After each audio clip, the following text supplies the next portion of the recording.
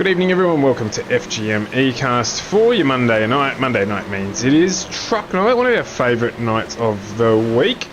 And we're at Iowa.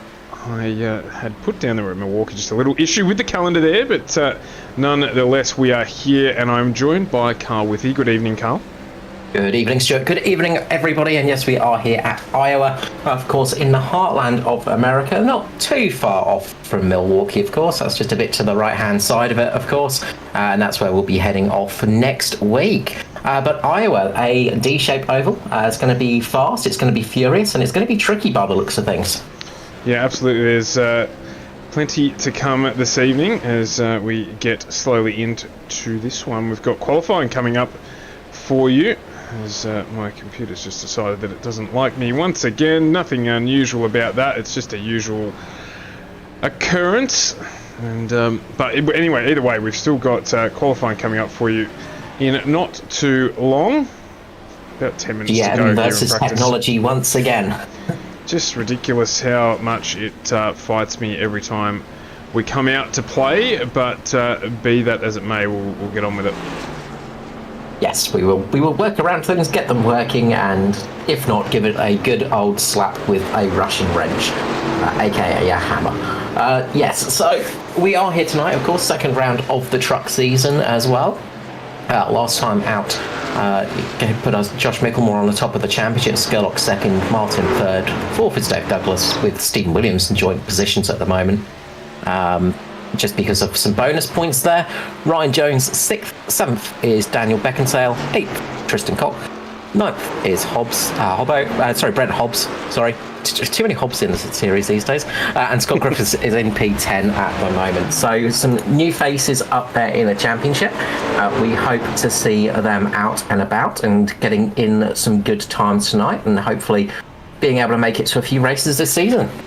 One of those on screen now as well, Bruce Barnes, new to proceedings as far as I'm concerned anyhow.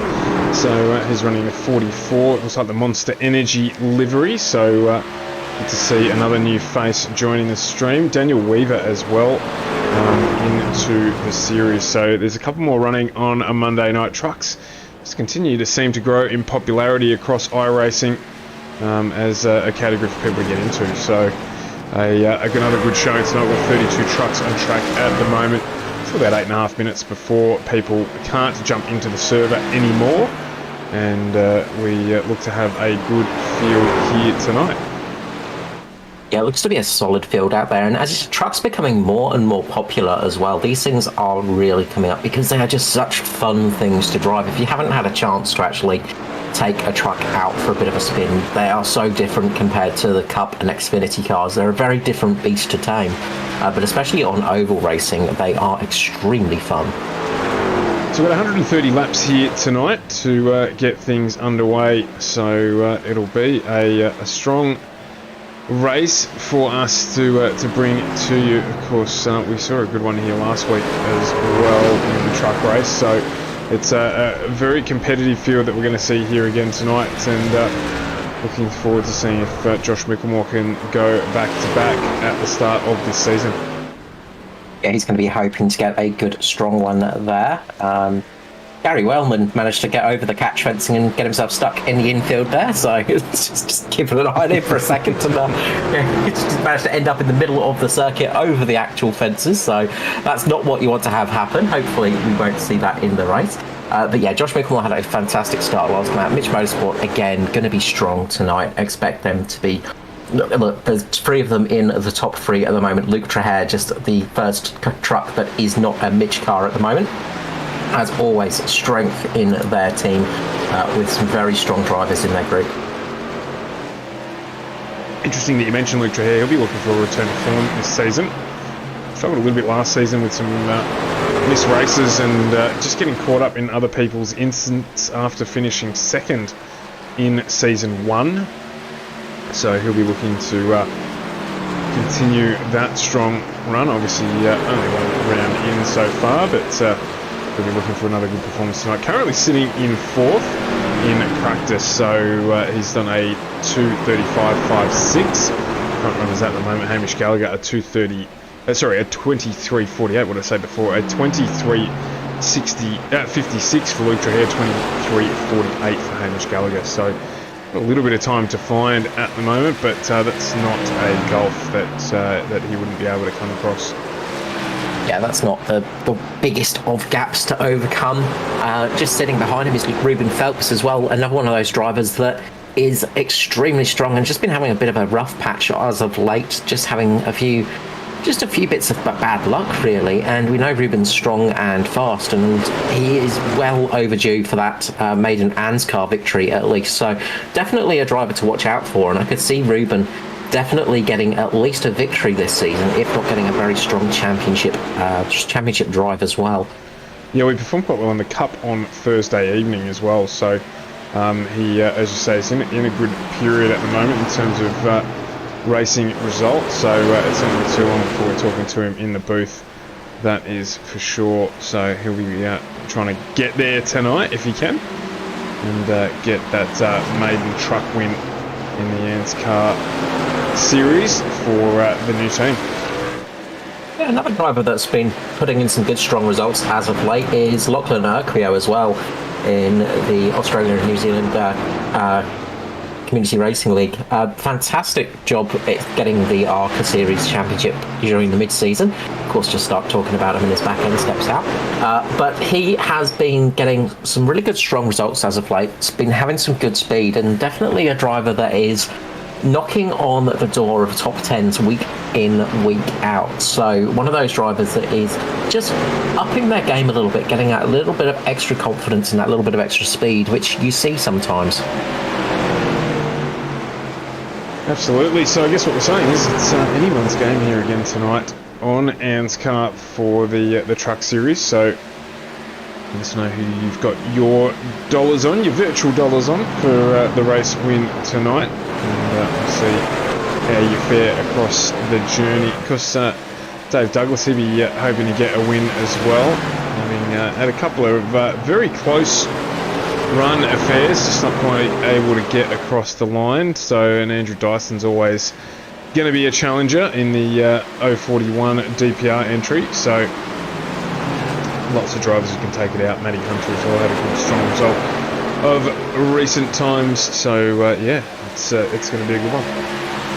It's never a bad thing when you're talking about just the strength of competition in the field. It is always a good sign when it is so close that you can't really pick who is going to be taking out a victory. And honestly, this year in trucks, Thunder and Cup, everybody has been at that level where you see people and you go, look, there's no clear victor tonight. There is no one that I go, they're definitely going to win, other than some road courses. But on the ovals, it has been very much anybody's race.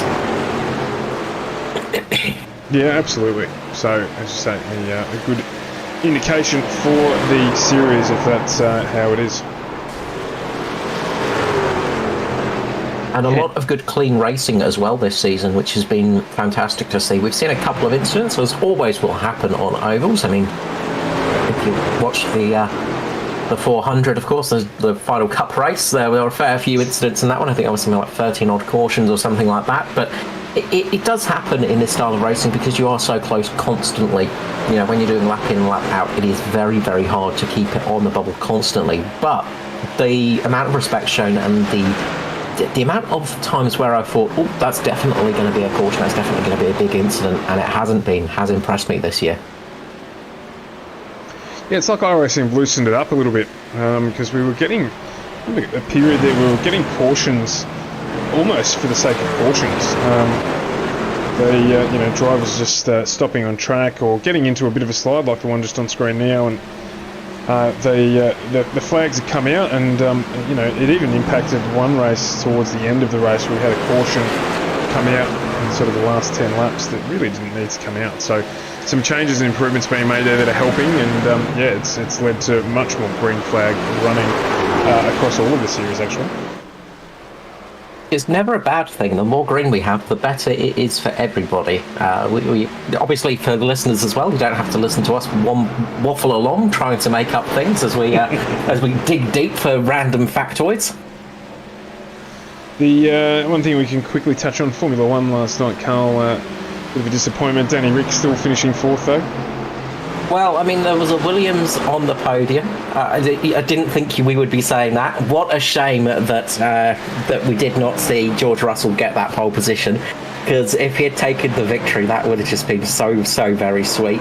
But, you know, when you've got Verstappen, George Russell and Hamilton on the podium, you sort of go, well, that's strange. And then Nikita Mazepin being the fastest lap of the race as well, you sort of go, well, this has definitely had something strange to it. A 2-lap race, of course, not exactly going to be one of the classics in history. No, it would have been. It'll make for good reading though if you don't have the rest of the story to go with it to see that as the result. So, my favourite thing will be all 20 cars technically finished. So George Russell on pace finished in P2. If you look at it through history books alone, will be an interesting one to read in 10 years' time. Yeah, you'll have somebody looking through the old things and go, oh wow. That must have been a great race. And then they'll be sorely disappointed. Anyway, it is what it is. There's nothing else that you can do about it. It's weather over there absolutely shocking. They've had a lot of bad weather, of course. Just recently the track flooding, so they've had a lot of heavy rain over there. So it's unfortunate that it wrecked what is one of my favourite races of the year. But I'm glad I didn't stay up too late for it last night. No, that's it. It was a big shame. And, of course, the floods over there and in Germany. Lots of flooding recently, lots of bad weather. But yeah, hopefully things will start to get back to normal and not too many people will be affected, which is the main thing. But the practice session is over. Qualifying is about to begin here at Iowa Speedway, one of the newer venues on the old circuit. So, built back in 2009, I think it was. So it's a fairly new place, this one. We're going to jump on board with Scotty Griffiths, who's going to take us around for a lap. In fact, I just switched to Andrew Dyson there, so sorry about that. But we are going to jump on board here with Scotty Griffith, let him take us on a fast lap around Iowa Speedway. Indeed, and it is going to be a very fast lap for Scotty Griffith. It is one of those laps that is quite quick. Just lifting off a little bit into the first corner, you can get a lot of speed through here. You're almost running at 200 kilometers per hour around the whole track here. Just gets in the corner, just gets a little bit wide there, just runs up. He's just going to have to lift a little bit more than he would wanted to. But the second lap is probably going to be his quickest lap. He's going to hope to get a better lap this time round. Gets down into the corner, lifts off a little bit, gets just on that yellow line, catches it nicely, gets around, gets back on the power quickly, up to 240 kilometers per hour, dipping down to about 190 kilometers per hour around this final set of corners, on to turn number 4, just getting up towards the wall, get as close as possible, don't touch it, get across the line, and that's got Scotty Griffiths up into P5. P5, not bad. You will probably be pretty happy with that. In the 05, of course, there are still a few finishing. Andrew Dyson's just decided to turn the wicker up on the 041. He's got that into provisional pole.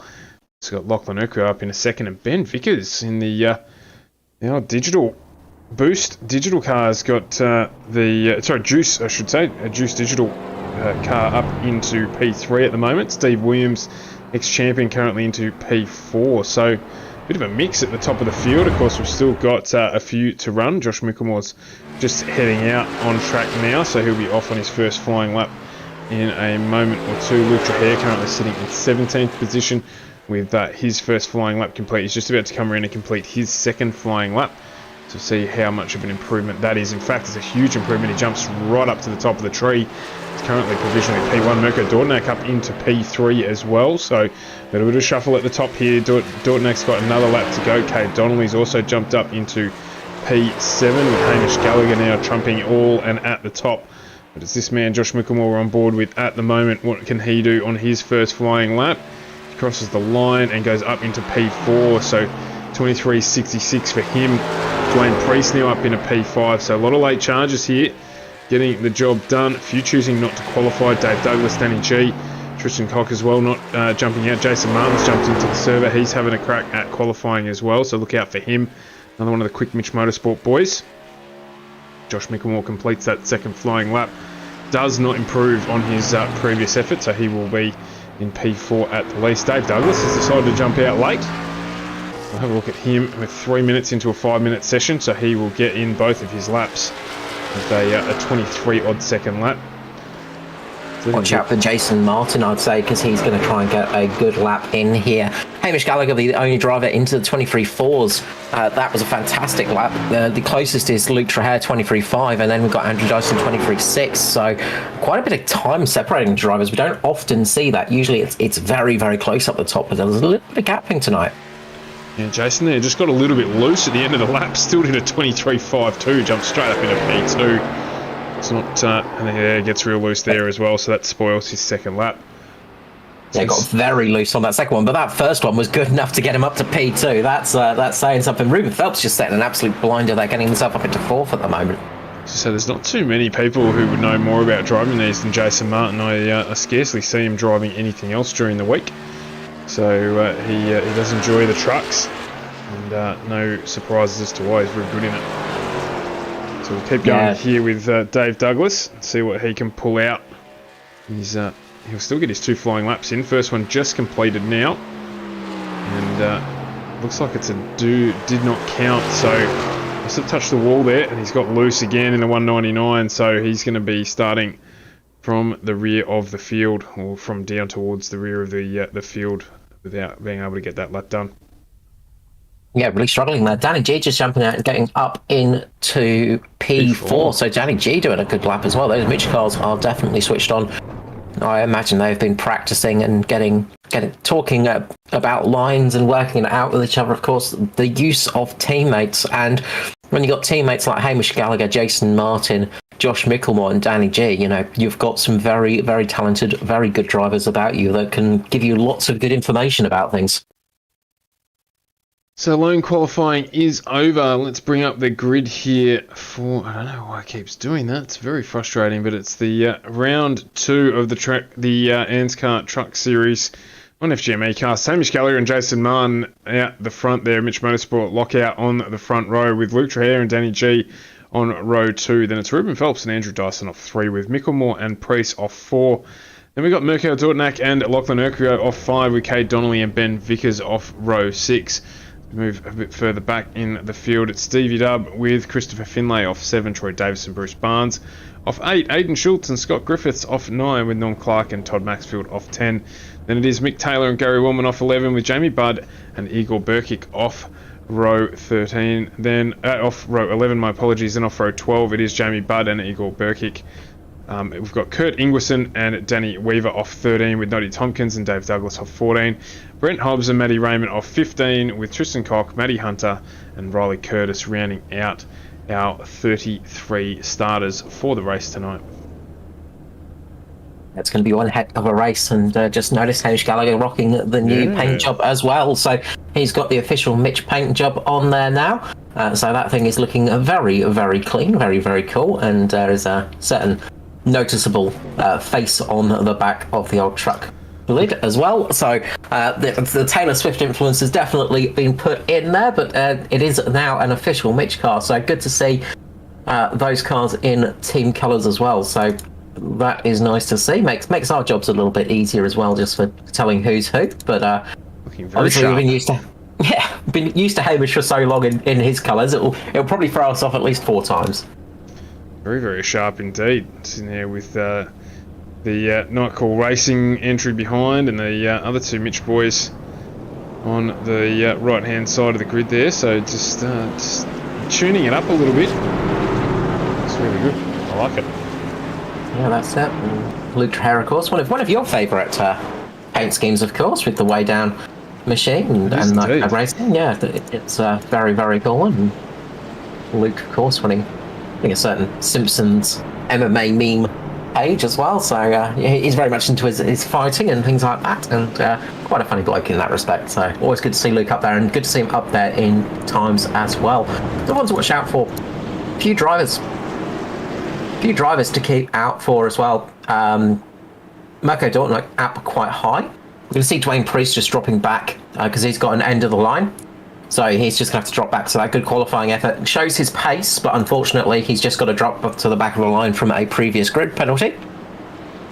So we'll be just going round, and we'll go around a couple of times as they just sort out the field, because there's a couple of end of line penalties that needed to be dished out and put on there. But Hamish Gallagher and Jason Martin are going to lead us away with Danny G up on the high side there. Luke Trahere is the car that's going to want to try and get ahead of these Mitch boys to stop them running away from it. So 130 laps here tonight. So expected race time around about an hour like normal. So we'll see how we go with that one. Cautions, Carl. What are we looking at tonight for cautions, do you think?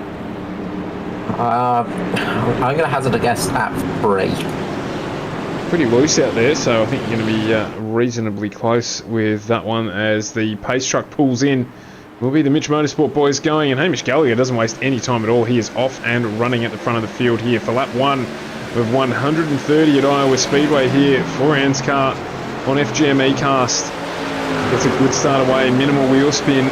Jason Martin goes with him. Danny G looks like he's taken the ascendancy over Luke Trahere and moved up into P3, so it's a Mitch 1, 2, 3 at the moment with Luke Trahere and Ruben Phelps in 4th and 5th.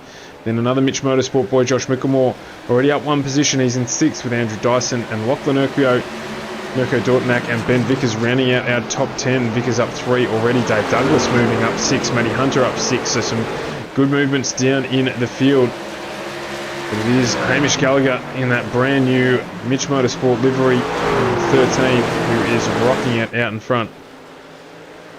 Yeah, good start there from Gallagher, just off from Jason Martin, of course. So the Mitch boys have got a good position at the moment, and Josh Michelmore's trying to make it even better as he just gets down underneath Ruben Phelps and is putting the attack onto the back of Luke Trahere.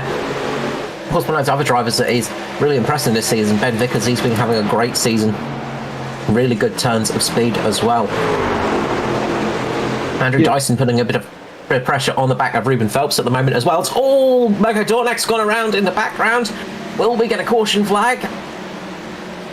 Soon find out. It's not coming out yet. Looks like he's managed to get it down on the infield, and he might get away with that. We might not have a caution here. Just a solo slide there. Everyone else lucky to get away with not being involved in that one. And up the front, we've got Josh Michelmore making a bit of a move right here to make it a Mitch 1, 2, 3, 4 at the moment. Trying their best to lock out the whole front of the grid. That is an impressive start from Josh. He's up 3 places already. He's still fighting away with Luke there. Looks like he will get that move done. Ooh, he's getting a bit tail happy there. Yes. I was just about to say, Luke's running pretty much the optimal line at the moment, and Michelmore's just running a little bit of a compromise line. He's going to run a bit tight, and that's going to hurt his tyres. As Ruben Phelps has gone around in the background. He manages to catch the slide. Good job there from Ruben. That's going to drop him down the order a fair amount, though. That is going to drop him right to the middle of the pack. Meanwhile, Josh Michelmore has made the move on Luke Trahere. But what I was about to say is Michelmore's going to start just heating up his tyres a little bit. So that could come to affect him later in this race, a little bit in this stint. So keep an eye out on that one. As you say, he's going to have to use them up a little bit to get the progress that he's getting. So look at track temps here, very comfortable, 21 degrees, 23 on track. So no real contribution there on tyre wear, as obviously we're running in the early evening. Yeah, relatively smooth asphalt here as well, of course. So it's not going to be a real tyre eater. Obviously, high speeds and things like that, they do affect the tyres a little bit more, but not the most tyre aggressive circuit we've ever been to. So drivers will lose time as it goes on. Meanwhile, up the front, we've got Jason Martin making a bit of a charge for the lead over Hamish Gallagher. Martin taking down the inside of Gallagher right now, those two side by side, and Jason Martin is going to slide down the inside of Hamish Gallagher. Gallagher's going to get past for that position and just slot in behind Jason Martin. No, he's going to keep up on the outside, keep this battle going on a little bit longer. Try his best to defend against his teammate, but Jason Martin has got that move done, and Martin takes the lead of the Mitch Motorsport race from first to fourth. Meanwhile, Luke Trahere is the best non-Mitch Motorsport car down there in 5th position at the moment. He's got a hard charging Andrew Dyson behind him with Lachlan Okrio. Ben Vickers, as we said, good start from him, working his way up the field, 4 positions gained. Christopher Finlay, 5 positions gained as well, doing a good job in 9th. 10th we have Cade Donnelly, and Bruce Barnes, one of the newcomers to the series, up there in 11th at the moment, having a solid run so far. Yeah, just noticed Bruce was up into 11th position. So a good start from him. A few more of the new runners as well. Jamie Budd currently in 28th position, but continue to work away. Make his way up the pack a little bit. Danny Weaver as well. He's up into 20th. So these two boys joining the series. Got the City Computers and AJ Insurance Service sponsorship on their cars, so another few additions to that stable. Good to see the sponsors happy to get out there as well. Obviously a huge help for everybody, and it's nice to see sponsorship becoming more and more prevalent, prevalent out there with absolutely. Especially in the sim racing community, because it is just growing and growing as we go on. Certainly is that. So we've got a little bit of work to do here to keep moving up, but very early days, 14 laps in, and you can see as well Cade Donnelly coming under pressure from teammate Christopher Finlay, one of the two Sim Boys entries. We've got Bruce Barnes and Ruben Phelps all over the back of them. Phelpsy just trying to make up the gap from just that spin a few laps ago, or almost spin a few laps ago, so he's putting the pressure on the moment on the back of Buds. Yeah, really good job from him to only drop to 12th place. That's it's going to help him out in the long run, of course. You know, that could have been a much worse situation. So really good job to manage to slide back in there and get the truck back up to speed as well. So good racing there from Ruben. And we'll see how that one goes as he does get down underneath Bruce Barnes and gets that position. Bruce Barnes just dropping back a little bit. He's gone out. Stephen Williams all over the back of him. A bit like a rash at the moment, putting on the pressure. And Christopher Finlay's now got Ruben Phelps trying to put some pressure on him too. So watch out for this battle. It's going to start heating up shortly. Back at the front, Jason Martin just opening a gap ever so slightly over. Contact between Ruben Phelps and Christopher Finlay. Ruben Phelps went down to the inside. Finlay went down hard to defend, and a little bit too hard in all honesty. He just really tried to slam the door shut, but Ruben was already down there, and you're just going to find in the end there's going to be a car on the inside there. So Finlay and Phelps just making the slightest bit of contact. Nothing major though. Those two cars still pretty much pristine. Finlay's going to try the same thing. Phelps is going to slam the door on him. He does it a little bit earlier this time round and gets it done well. Bit of wheel spin up ahead.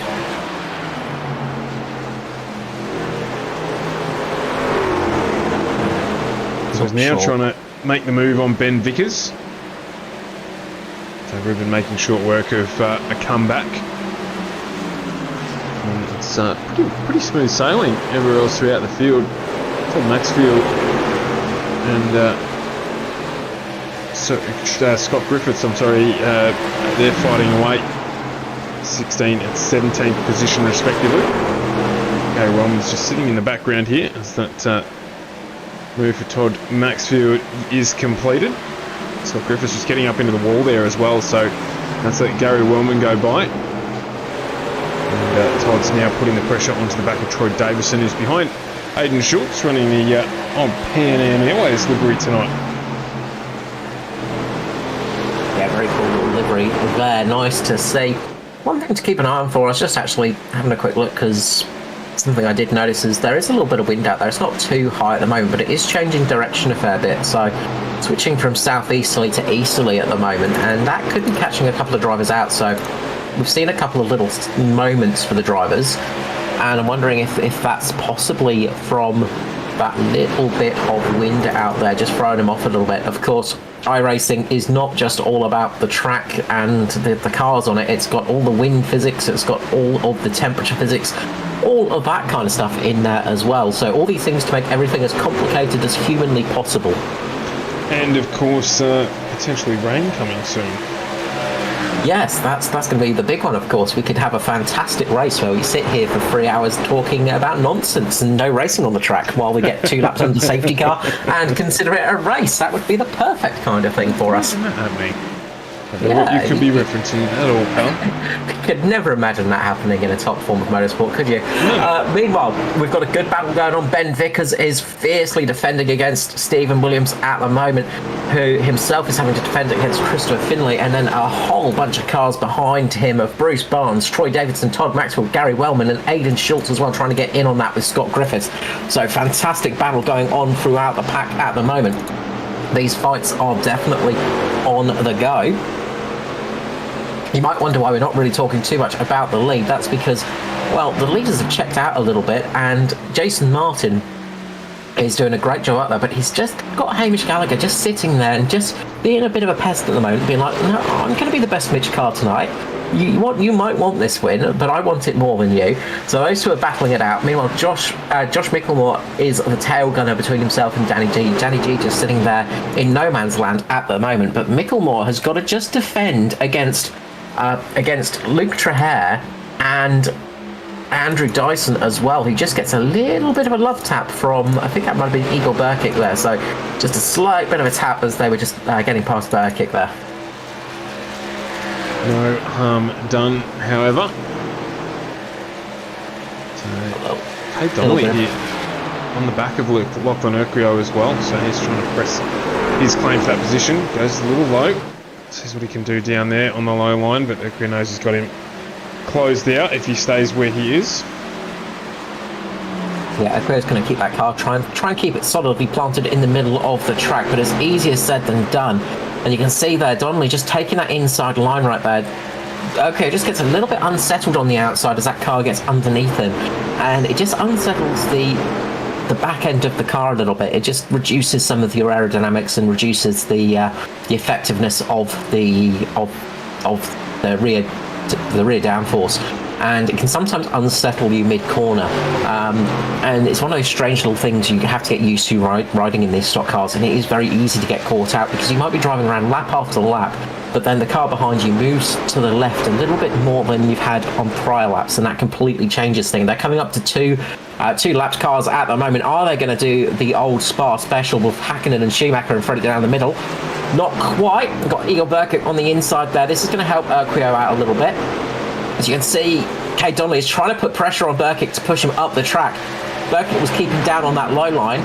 Donnelly's going to get caught out by that a little bit. He's going to lose a little bit of time because he had to take that corner a little bit tighter than he wanted to. Meanwhile, just up ahead is, I think, Noddy Tompkins. So Noddy Tompkins just sitting there, just sitting up on the high line, not worrying too much, which is exactly what you want to do generally. You want to let the cars behind you pass you. You don't want to really go weaving all over the place, changing your lines, because it's easier for a faster car to pass you if it sticks on its same line than if you go changing your line every lap. Yeah, it's just that confidence as well of knowing what you're going to do or where you're going to go on the track too. So, yeah, just doing the right thing there. Of course, there is no requirement to do that, but hopefully people will remember if you're in the same position a little bit later on. So Noddy Tompkins just sitting up in that high line there. Ruben Phelps coming up behind him now, so he's going to try and get down underneath him. Yeah, Luke Traher and Andrew Dyson. Dyson getting a little bit loose there, and they're right up on the back of Josh Michelmore. Yeah, Dyson's got some damage on the right rear. On his right rear at the moment, a little bit of damage on there, but they're right up behind Josh Michelmore at the moment, and they look to have a bit more pace. I'm just wondering if Michelmore might have just burnt his tyres off a little bit early on, just pushing Luke Traher that much on that low line. Dyson's now going for that low line approach, and once again just struggling a little bit on the exit speed.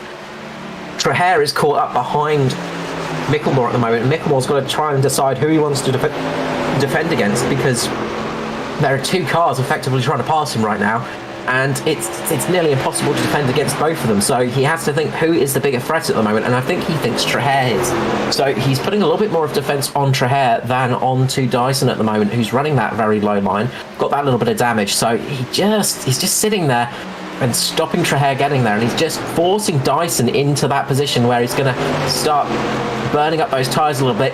Oh, Michelmore gets wide there. That's going to run him up the road. That's going to give Dyson and Traher the opportunity to get past. Both of them do. Traher goes down the inside. Will he make it work on Dyson? If he can make this work, that will have been a beautiful move. Good move nonetheless. He doesn't quite get the job done on Dyson there, but nice job there from Luke Traher and Andrew Dyson. Both of them just slipping it past Josh Michelmore. Yeah, fantastic driving there from all three of them in terms of making sure that they've got awareness of what's going on around them. And Traher and Dyson now set off, potentially chasing Danny G if they can. Looking at pit lane estimates now, Carl, as we get towards lap 40. What are you thinking? Well, usually you can split these races in half. Usually it's more of a tyre thing than a fuel thing. So I imagine they'll be trying their best to get these cars getting to around about lap 60. About lap 60, 65, something around there. So I was doing maths on my head, and that's never a good thing.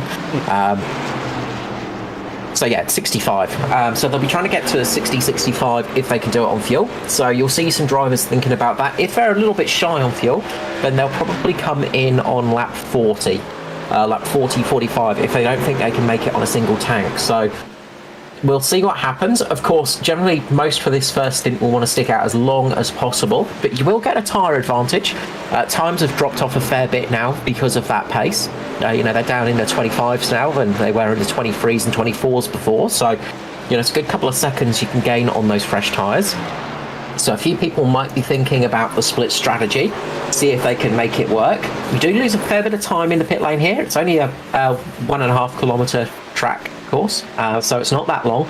So you will go down a lap if you do come into pit lane. But if everybody has to make 2 stops, then an earlier stop may be worth it. Meanwhile, Hamish Gallagher has managed to get back up in front of Jason Martin. So Martin might have had an issue there. Yeah, I'm going to go back and actually have a little bit of a look-see at this one, because I only just noticed that on my screen. Dropped out by a second as well, so just looking at the car, doesn't look like there's any damage on it, so maybe he's just got loose. Doesn't look like there was any reason for it other than maybe just Martin just lifting out a little bit. He sort of just... there was no major moment for it, so I'm wondering if Martin's just doing a bit of fuel saving here. So just as what I was talking about, if they are looking to try and one-stop this race, they're going to need to start doing some fuel saving. So those guys that are effectively looking to try and make it through on a single stop, they're going to have to fuel save now and get this working for them. Oh, Ruben Phelps has just got a big bit of damage on his car. Big moment between himself and Cade Donnelly. Donnelly just catching Ruben Phelps there, both of those getting caught into each other. Luckily, Phelps has managed to keep it going in a straight line, but a lot of damage on the front of that car.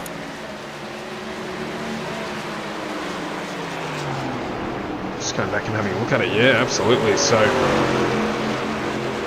it looks like Donnelly just drifted up the track, not noticing Phelps up there, and just went straight into the side of him, pushed him up into the wall, and that's going to hamper Phelps' race quite a bit. That could affect tyre wear and things like that, so that's not what you want to have happen. We're on lap 43, but still green. That's a good thing. Meanwhile, Lachlan Urquhart is trying to chase down Josh Michelmore. Meanwhile, Batman Cade Donnelly is on a bit of a charger at the moment. He seems to have some good pace at this stage of the race and is really pushing on the back of Urquhart, trying to catch up to Michelmore. Dyson is trying his best to catch up to Danny G at the moment. There's still a little bit of a gap, so nothing major to watch out for there. The main battle is going to be between Urquhart and Donnelly at the moment. Yeah, he's doing a good job here, just pushing Lockie into that high line. So see what we can do here to get the move done. So Donnelly with some pace in the 40. Jason Martin has started to redress that gap between himself and Hamish Gallagher. So Danny G is behind him at the moment, sort of running at the moment in his own race. He's just coming up on Mirko Dortnack, who is going to be some lap traffic for him. The one to watch is Urquhart on Michelmore right now. Michelmore and Urquhart having a bit of a battle. They're going to go 3 wide for a moment. Kate Donnelly tries to make the move as well. Can't quite get it down there. Urquhart makes the move on Michelmore. He's just dropping back a little bit, just dropping pace as it stands. So just losing a little bit of time there, and he does drop back behind Donnelly as well. So Michelmore just struggling a little bit at the moment. I would say that he's possibly just trying to save some fuel as it stands. So they're just very, looks like Michelmore's either struggling or he's just saving some fuel possibly, just to try and go a little bit longer than the rest. So not sure what's happening with Michelmore, because we know how quick Josh is. It's just odd to see him losing so much pace in a race. So I'm just wondering if he's trying a little bit of a fuel save, something a little bit different here. There's no damage on the car, so he's just trying something, I think. So watch out later in this race for Josh Michelmore, I'd say. Yeah, we know he's certainly got the pace, so what comes of this? Yeah, Michelmore actually just dropping back behind Stevie Dubb now. Stevie Dubb putting on the move in the 98, so Michelmore has just dropped back to P10, so quite a lot of positions lost there for Joshy Michelmore. So that is not the confident boost that he will have wanted as Trev Michelmore. Good to see you out here tonight. Thank you for watching. Pointing out about the cup race for the Mitch team. They had an absolute shocker, of course, and they're just going to want to try and get their confidence back in that respect. Meanwhile, Danny G has now got a race on his hands. He has all of a sudden got Andrew Dyson and Luke Trahair on his 6. So from having no one to race to all of a sudden having 2 cars attacking him, Danny G has now got some hard work to do.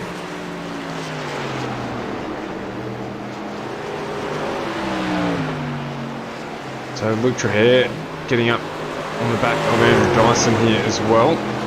And Danny G, as you said, is going to have a little bit of work to do soon. He's got some contenders coming, chasing him down for that P3. Wanting to break up this Mitch Motorsport sandwich at the front that they've got. So 1, 2, 3 at the moment.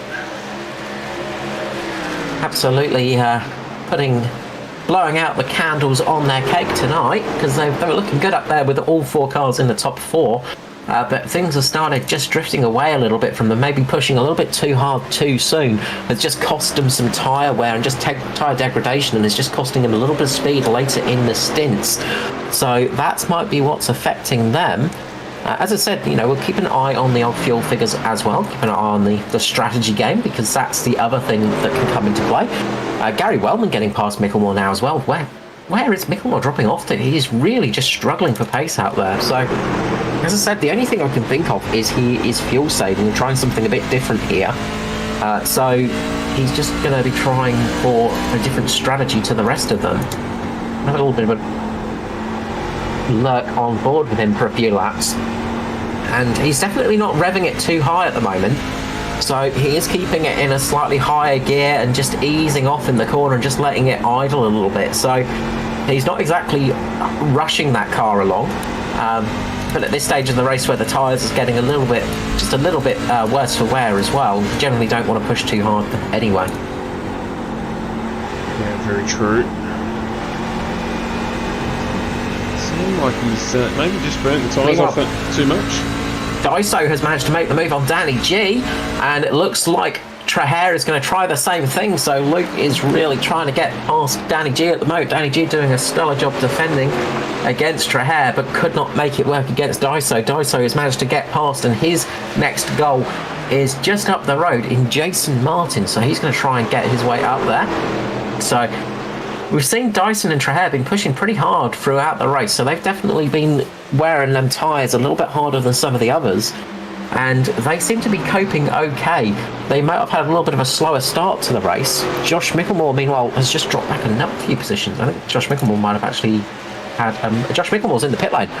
So Michelmore into the pit lane already, so he's not fuel saving. He is doing a tyre strategy, so he's coming in right now, so he's not going to be able to make it to... might not be able to make it to the end. It depends on the fuel use, actually. He might be able to make it to the end, and with those fresh tyres, this might give him the opportunity to do a bit of an undercut. So, depends how this one goes. We'll keep an eye out for that one. Meanwhile, Luke Trahair, Danny G, both battling it out still. They can't quite make the move work. Danny G trying his best to get that move done. trying to keep that defence done. Luke Trahair trying to make the move done, but can't quite make it stick at the moment. And this has given Dyson a little bit of breathing room. Yeah, as these two fight out, Dyson will be enjoying that. It gets him to open up that gap a little bit ahead of pending stops, and just back here a little bit further as well. Urquhart, Donnelly, Phelps and Stephen Williams has joined this battle for ways for position 6. So these fight packs continue to develop. In the meantime, got Dave Douglas and Matty Ray, who's right behind him, 15 and 16 positions respectively, and they continue to make their way up through the field. Another one is Riley Curtis, who's currently up 17 positions into P16. So usual story here, those guys just making their way through the field quite patiently, getting the job done and enjoying the benefit of just being able to manage their race a little bit smoother there, as Dave Douglas gets the move done on Todd Maxfield. He's now looking to make his way past Troy Davison. Maxfield just getting a little bit loose there. Matty Ray on the back of him, so just that arrow there. So keep an eye on this battle as well. Yeah, Gary Wellman, another big gainer, who's up 12 positions in P10 at the moment, so good job from Wellman. We've seen some really good drives from him through the past year as well, and one of those drivers that has done some good jobs. We've got Aidan Schultz coming down into pit lane, I would say. So Schultz is coming in for a pit stop now, so he's going to be coming in. So I reckon they're getting to that point where they're thinking we can make it home from here if we save, but the tyre advantage coming in now will give me just a little bit of a benefit. So just trying for that slight undercut. Of course, what we do tend to see is when you do have that undercut later in the race, you get affected more because your tyres are a little bit more chewed up, so to say.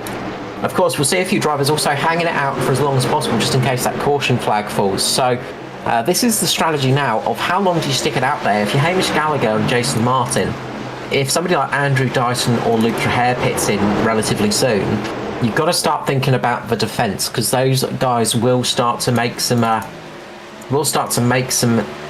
time on you, and it could possibly lose you the race depending on when you're pitting. MG still under pressure here from Luke Trahair.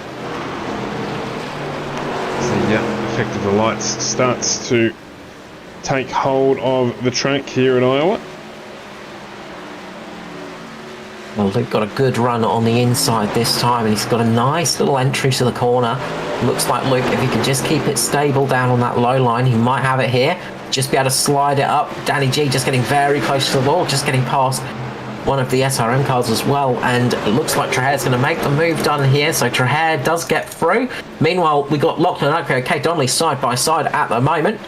Those two are battling it out lap after lap. Oh, big slide on the back of Lockie Oakio, just managed to save that. Still beside Kate Donnelly, but the back end just stepping out on him. That would have been a huge moment had it gone round, but he managed to save it, so good job from Lachlan Oakio. Indeed, Jason Martin in the meantime has jumped into pit lane. This is Kate Donnelly and Ruben Phelps, so the stop's just starting here. We've reached the halfway point of the race. So the interesting thing now is to see where Josh Michelmore comes out compared to some of these other drivers. So that's going to be one to watch out for, is whereabouts does Michelmore come out from the guys that have pitted now, because that's how much time he will have gained. Of course, we're going to see some drivers going very long here as well, just taking a bit of extra pain in the early stint, in the later stint, but they'll have much fresher tyres for the end of the race, so they should be able to go a little bit faster for a little bit longer. So the other thing as well, sticking out means that you've got a chance of a caution flag coming out and effectively getting a free pit stop. So they're going to be hoping for that, as I do see somebody just darting across the infield at the moment. So no caution flag out for that, thankfully, but somebody just having a big moment. So somebody having a big moment across the infield there. I think that might have been Noddy Tompkins. So I didn't get a record there of anyone getting off track as well, so... Yeah, Noddy Tompkins just had a big tank slapper on the exit of 4. Managed to save it though, managed to keep it pointing straight, just cut the grass a little bit. So just saved the maintenance crew having to cut the grass, but he managed to get it across the lawn, keep it in a straight line, so the caution flag did not need to fly. Danny G into pit lane now. So Josh Michelmore has effectively taken the lead of the race, I think. So he is up, but no, Jason Martin is just ahead of Josh Michelmore, I think. So Martin managed to keep that lead, but Josh Michelmore has gained a lot of positions coming in that early. But now, of course, his problem is going to be he's going to be on some slightly older tyres, so he's going to start struggling a lot quicker than some of the other guys.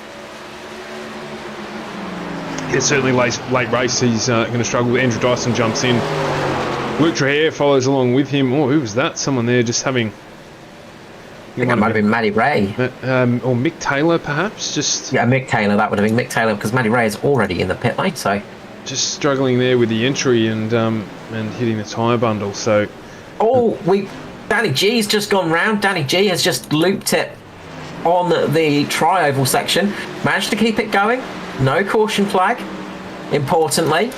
So he's just lost it on the exit of 4, like a few others have this time round, just on those colder tyres. He'd just come out of pit lane, but that was disastrous for Danny G there. Managed to save it, though, keep it going. So luckily, no caution flag came out. Hamish Gallagher coming into pit lane right now. This is going to give Lachlan Urquio the effective lead of the race, I think. So lucky Lachlan Urquio will get a bonus point for that one if he doesn't pit. So he's going to stick it out there for as long as possible with Stephen Williams, and I think Dave Douglas is sticking it out there as well. Matt Hunter, Norman Clark and Dwayne Priest. So those guys are just sticking it out there and just going to trying to go as long as possible and hope that a caution flag comes out to help them with this race. A caution now would be the news that somebody like Lachlan Urquio would love to hear. I was going to say, you'd be hoping for a caution right now, as with those other drivers, they'll be able to get it done. All that position, so we'll see. We don't want a caution. Well, technically, caution. We do add a bit of spice, but we don't want a caution as Andrew Dyson unlaps himself from Lachlan Urquio. So the Jason Martin, Hamish Gallagher, first of those that have pit. So Dyso effectively an adjusted P3 at the moment. And drivers on the lead lap as well. Yeah, we've got 8 cars on the lead lap at the moment. Ruben Phelps the first car a lap down, which is kind of important for him. Luke Trahere is going to be desperately trying to get past him. Josh Michelmore, meanwhile, has just fallen behind Luke Trahere, so he's starting to struggle a little bit with the pace, and you can sort of see that lack of pace now on those slightly older tyres. There's always a puff of smoke out from somebody. Every time you see a puff of smoke, you think, oh, what's happening? And that was Jamie Budd there.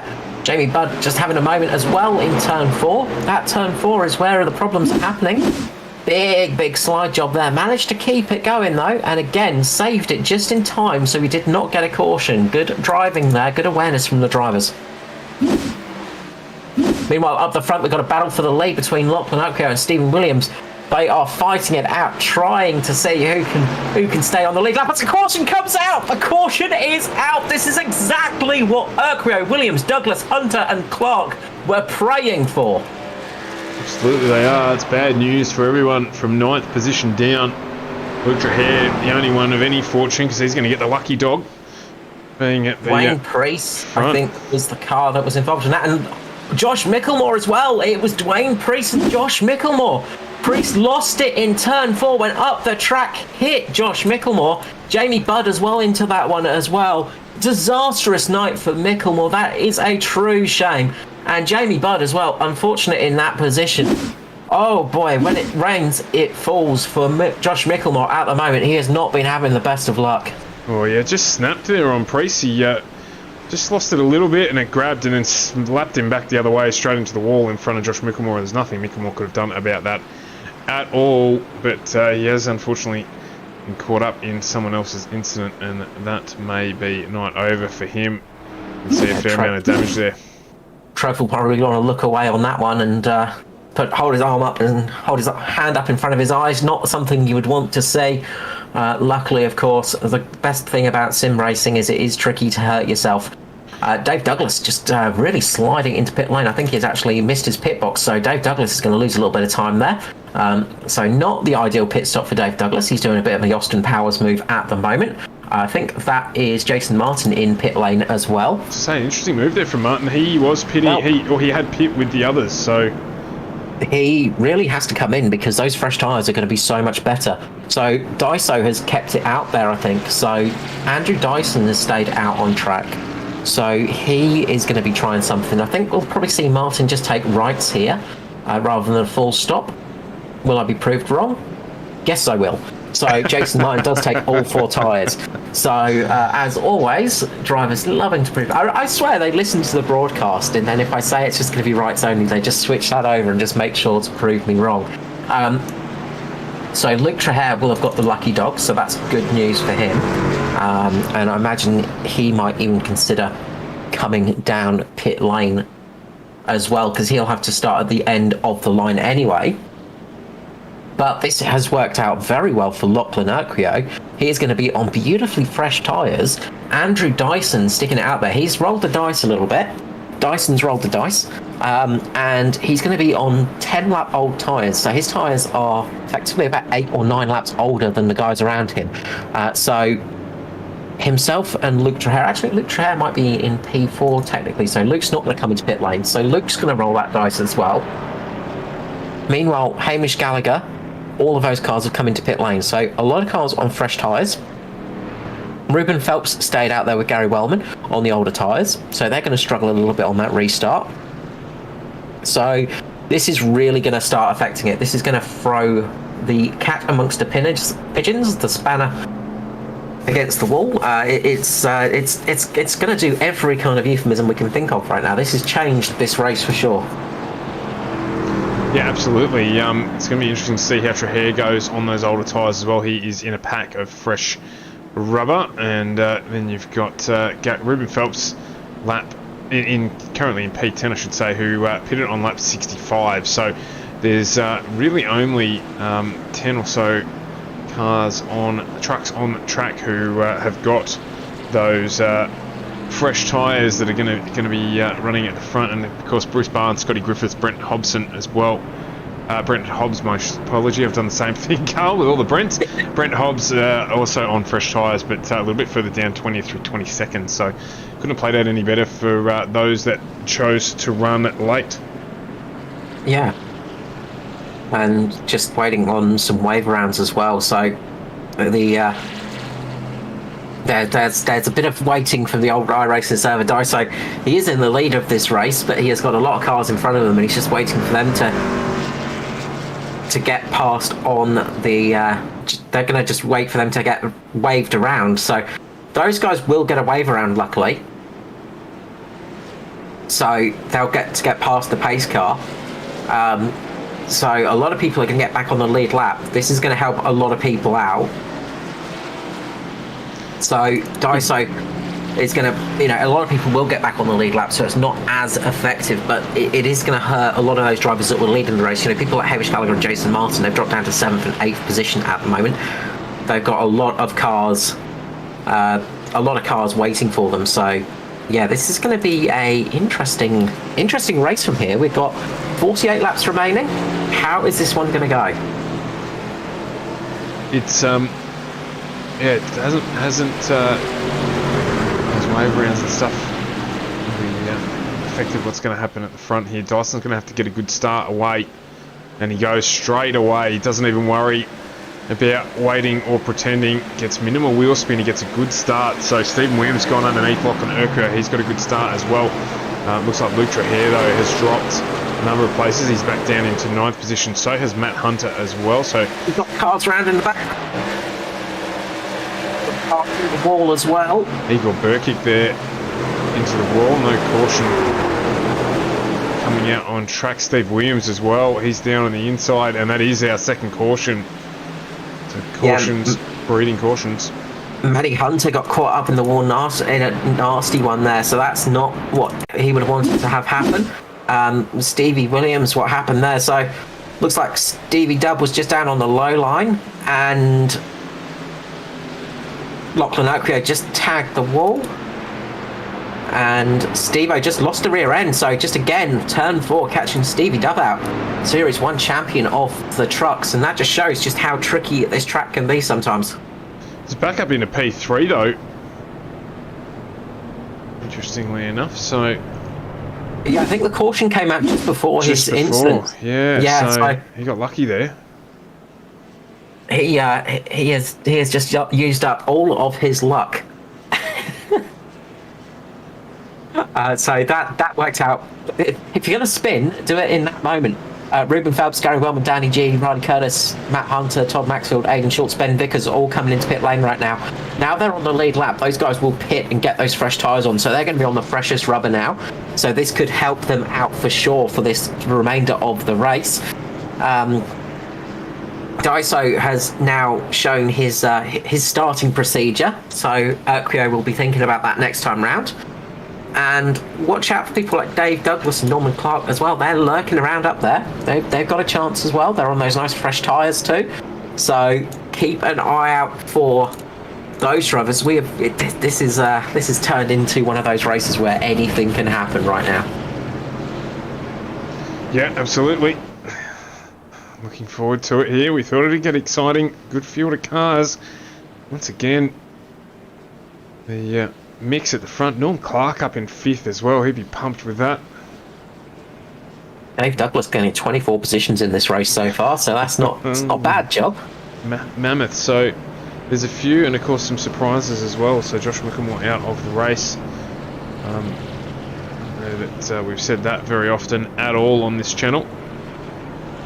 So he's got some challenging times ahead, but there are a couple of drop rounds as well. So this will be one of those ones that he will forget. But Andrew Dyson, fresh tyres, on old tyres, there's those around him hit on lap 78. So I want to keep an eye on the likes of Gary Wellman, who is our lead runner, pit on 84. So he's currently sitting 12th up 10 positions. There's going to be a heck of a lot of cars wanting to come through here. The longer it goes yellow, the better it is for Dyson at the front. But That's it. He will have these guys coming through on him, of course. Very much so, and it's the follies of motorsport sometimes, of course, with Josh Michelmore taking the win last time out for the trucks and getting the first win of this season, and then this season being one of the first trucks out, unfortunately. And then that's just how it goes sometimes, is it's not all about skill and things like that. You do need a little bit of luck thrown in there as well. Skill definitely does help you though. You will find that skilled drivers tend to do a lot better than us non-skilled drivers, but sometimes a little bit of luck can come your way and you can get those odd good results, and sometimes that luck runs out as well. Indeed. A little bit of damage on the right-hand rear corner there of Daiso's truck, as you pointed out earlier, so there's a few bumps and bruises on the trucks up the front. Lachlan Urquio's got a little bit of a scrape along his right-hand side as well. Stevie Dubb, of course, we just saw taking a bit of a trip across the grass and across the infield, but no major damage to his truck.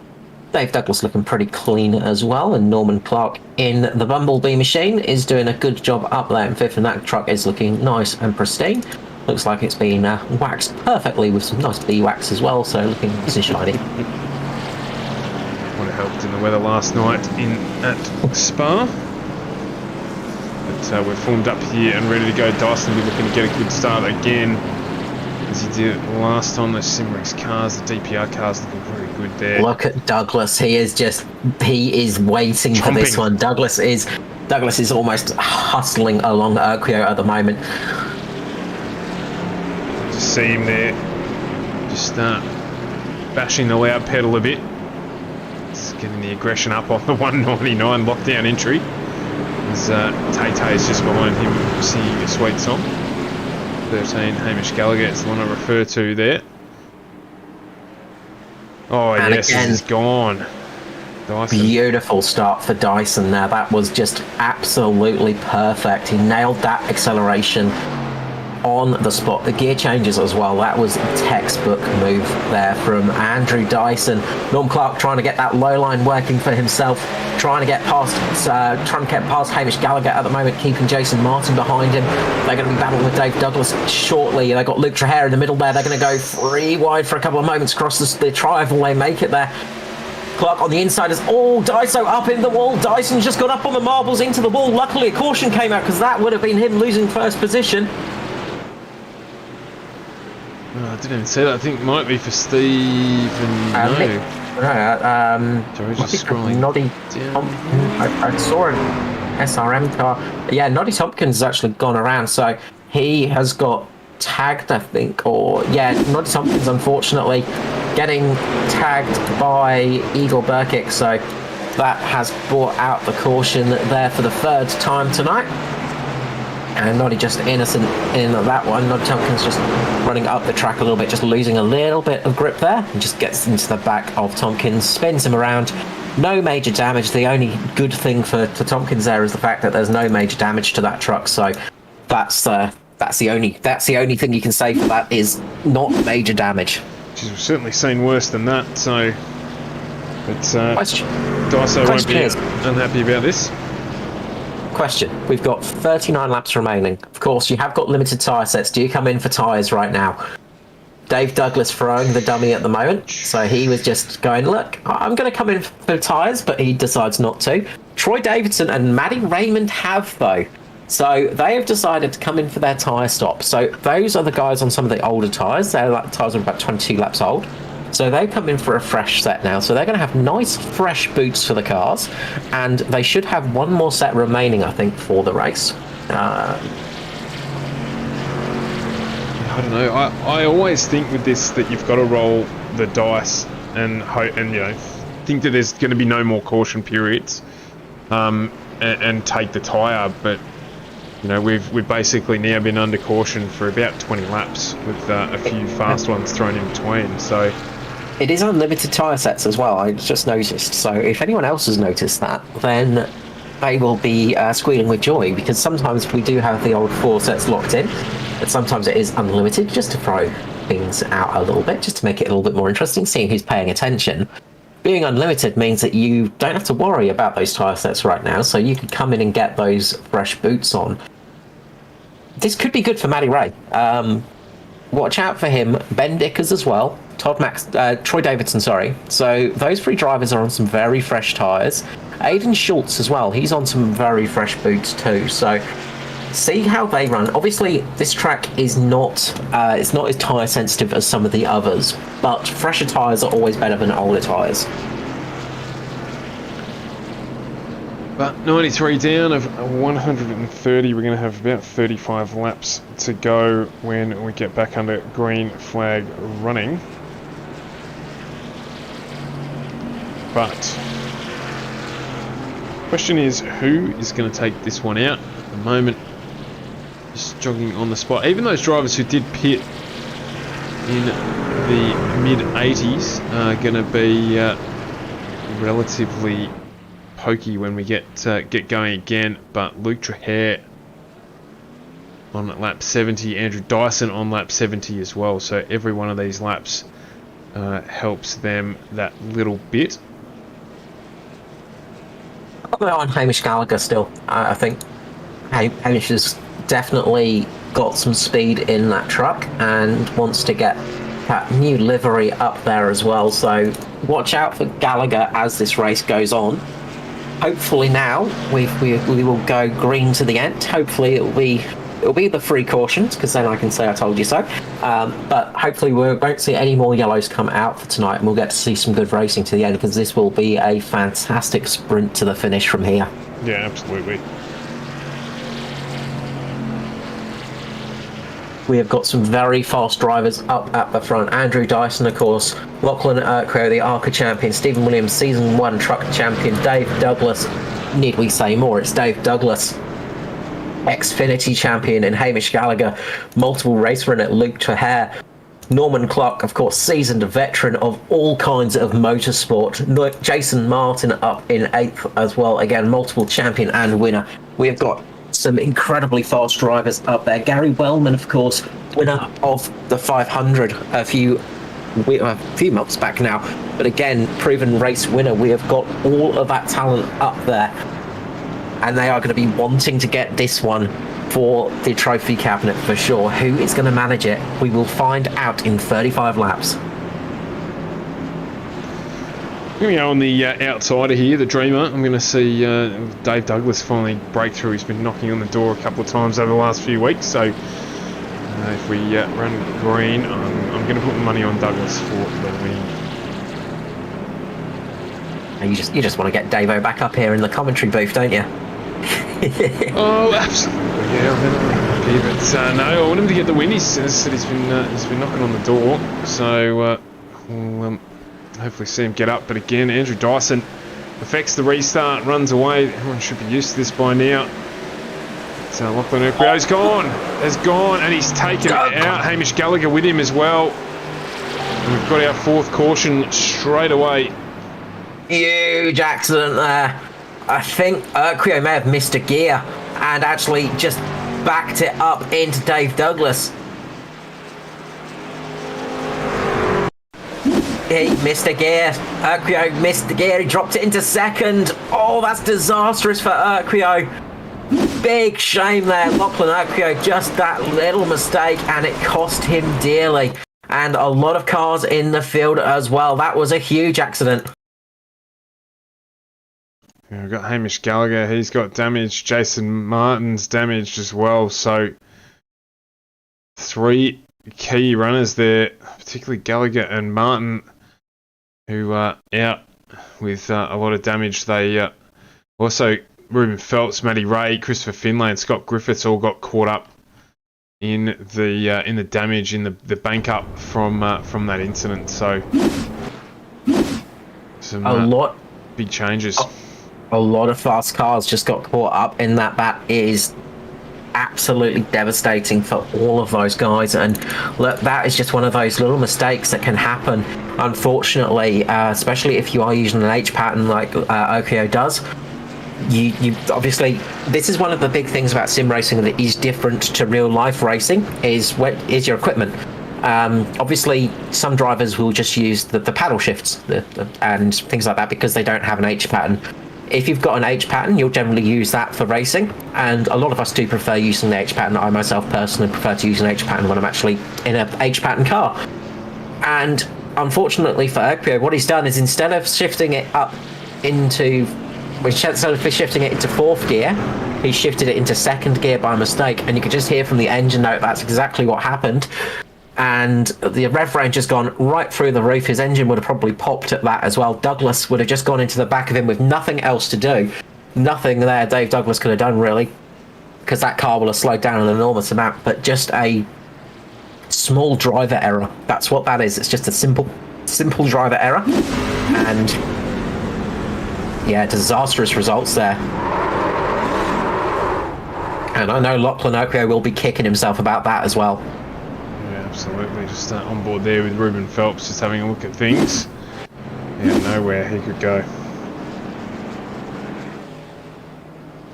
A real big shame, because he was having a stellar night as well. But again, when you're at the front of the field, sometimes that little bit of extra pressure gets put on you, and all of a sudden you might overthink something, or you might just have that little bit of nerves just coming into you slightly, and then all of a sudden that kind of thing just creep in, unfortunately. And yeah, that's a real big shame, because that was such a strong race from him. This has really helped out Andrew Dyson, because he's now got Stephen Williams on his outside. It's a DPR 1-2 at the moment. We were talking about Mitch Motorsport dominating this race before. DPR dominated it in the Cup, of course. Now they are doing the same thing in the trucks. They've got both of those Phoenix Smokers backed cars up at the front of the pack, with Dave Douglas just behind them. Dave, a little bit of damage on the front of that truck. That's not going to help it out, but I don't think it's going to be too bad. Norman Clark is going to be fourth, and that truck is looking pretty clean. He managed to basically have the seas part for him there, get through that perfectly. Danny G, we saw spinning early in the race. He's now in 5th position. Todd Maxfield up into 6th. Great to see Toddy up there. It's been a while since we've seen Todd up in these higher positions. Bruce Barnes has managed to make it up into 7th. 8th is Ben Vickers. Watch out for Ben. The Juice Digital machine is always quick. Scotty Griffiths managing to get up into 9th. And Matty Raymond. Watch out for Matty Ray. He's on those much fresher tyres. And it's Matty Ray. That car is pretty much pristine and as clean as you can have it. And he is going to be hunting down the rest of the field with 30-odd laps to go. Yeah, we sort of haven't seen the consequence of the tyre change yet, which is... I might just grab quickly. I've just noticed Lachlan in the infield care centre. Lachlan Urquio, just quickly, obviously devastated there. It looked like you just grabbed the wrong gear. Well, I thought the same, and after closer inspection, it turns out I've had an issue with the shifter itself. I've thrown it into fourth, and it's picked up second instead, so...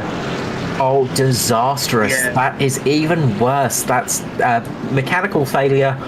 As mechanical failures go in sim racing, devastating for you. Other than that, fantastic run for tonight. You looked pretty good out there. Yeah, well, I knew I had confidence if I could get into the lead, I could hold on to it and not let anyone through. But it was just going to be a case of trying to stay ahead of Stevie Dub, get ahead of, and then try and pass Dyson, who I knew was struggling with tyres and damage. But I just, don't know what's happened there. I'll have to pull the shifter apart and have a look into it. But yeah, devastated, absolutely devastated. Good luck, mate. Thanks for joining us. We're back to green flag racing here at Iowa. Dyson again gets a good run away. Danny G is trying to get the low line underneath Dave Douglas. Dave Douglas defending hard at the moment. Norman Clark up on the high side. Norman Clark's going to get a good run here behind Stevie Dub. Norman Clark's going to get a great run here up into third position. Will he be able to put the pressure on Stevie Dub? We've got Dave Douglas there as well. The cars are just backing up a little bit. You can see Danny G desperately trying to get up there as well. Who's that just behind Danny G? I think that might be Todd Maxfield as well. So Todd Maxfield doing a good job on that restart too. Matty Ray taking the high side. He's trying to work those new tyres and trying to use them to his advantage. But it is fast and furious stuff. We've got 27 laps remaining now. And this is your opportunity to make it work. Yeah, Scotty Griffiths there just had to back out of it a little bit. He was closing in on Bruce Barnes, but he also had Aiden Schultz on his low side, so he just had to check up a little bit there to make sure he managed to get through. Aiden Schultz, the benefactor there, he's got a good run on Bruce Barnes here. Looks like he's going to get that place as well. So Schultz here up 10 positions now into 7th, so he'll be pretty pumped with that as an outcome out of this caution period, but it is still Andrew Dyson in the lead with Steve Williams and Norm Clark up into 3rd. There's a group of cars chasing him down. Yeah, a whole mass of the field behind him at the moment, trying their best to work their way up there. There's a huge gaggle of cars. Scotty Griffiths really trying to put pressure on Aiden Schultz at the moment with Bruce Barnes. Schultz has got some damage on the front of that truck. Same with Todd Maxfield. Pretty much all the trucks up there now have got damage other than really Norman Clark. I think he's got one of the cleanest trucks out there with Stevie Dub. So a lot of damaged trucks up there, but the clean ones are doing good at the moment. And keep an eye for Matty Ray in this as it goes on. We'll see how he pans out. But Daiso is just absolutely flooring it. He has just put his foot right through the floor at the moment and is putting that truck as fast as it can possibly go.